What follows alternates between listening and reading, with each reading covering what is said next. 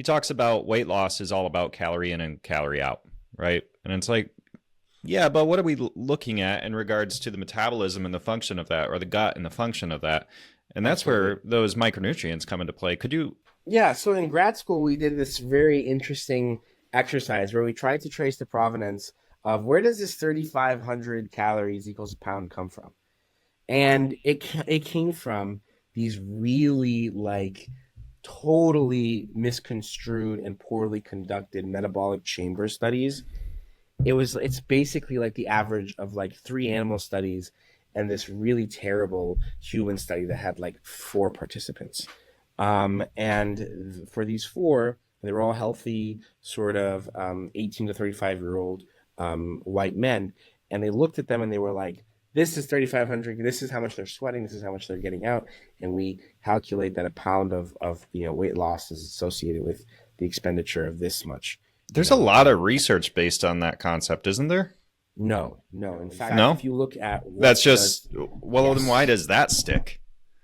because we like it. Human minds love heuristics. Human minds love a simple rule of thumb. On average, sort of these things, some things can be taken on average. Some things require a very individualized approach that appreciates the nuances that are probably more important in that construct. When we talk about weight loss, for instance, calories are great.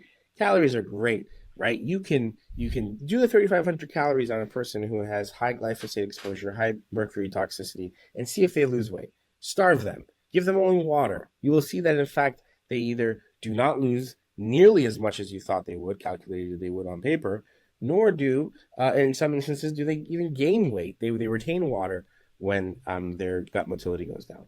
So this is not true for everybody. And it's very important that you understand the context of a person's, biopsychosocial sphere before you make an intervention. That's why we always insist that we cannot do our digital twinning experiments without our Omni survey, which takes a large slice of information from the biological, the psychological, and this individual sociological sphere, which is always important when we're interpreting biological data.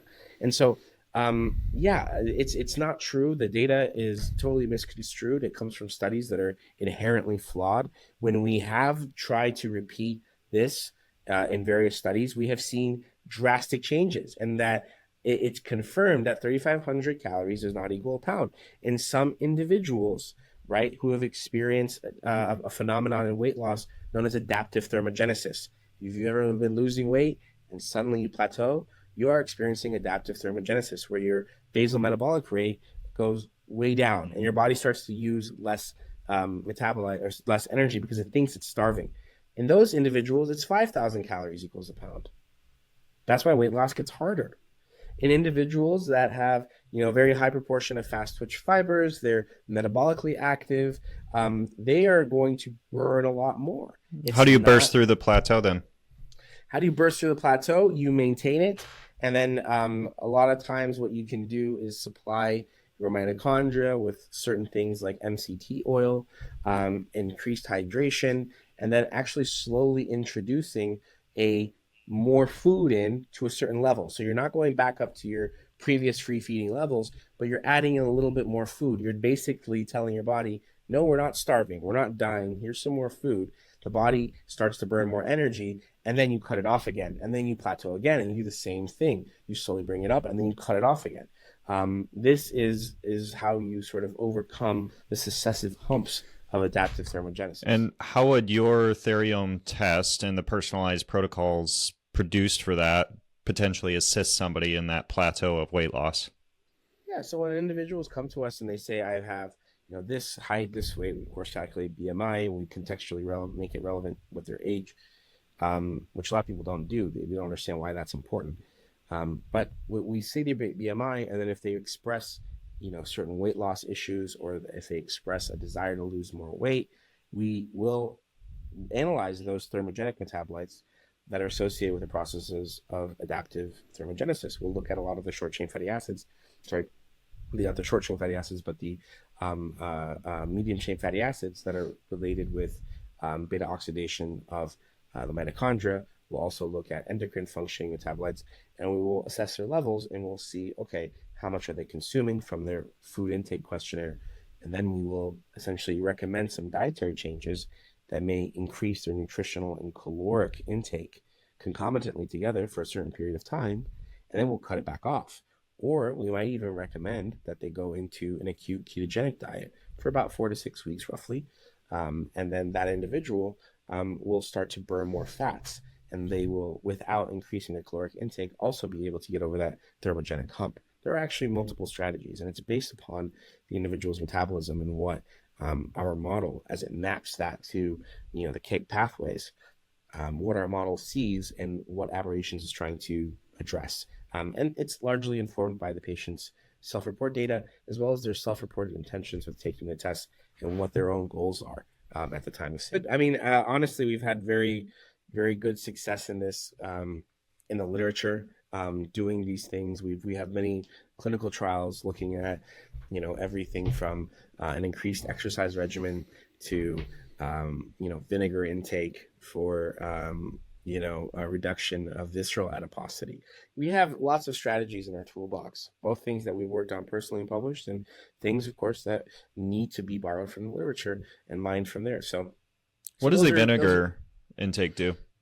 So vinegar intake, what we postulated does is it creates this short chain fatty acid. You need to take it preprandially, so you need to take it before your meals, and this short chain fatty acids are produced specifically one known as butyrate, and with this increased butyrate production, we believe that lots of the glucose and fats are shuttled away from the cells, and they are put in as waste products because of this conjugation to butyrate.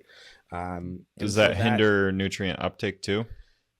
No, it doesn't seem to hinder nutrient uptake. In fact, it helps with things also like depression. So like when we retest these individuals after 8 weeks, we see that they have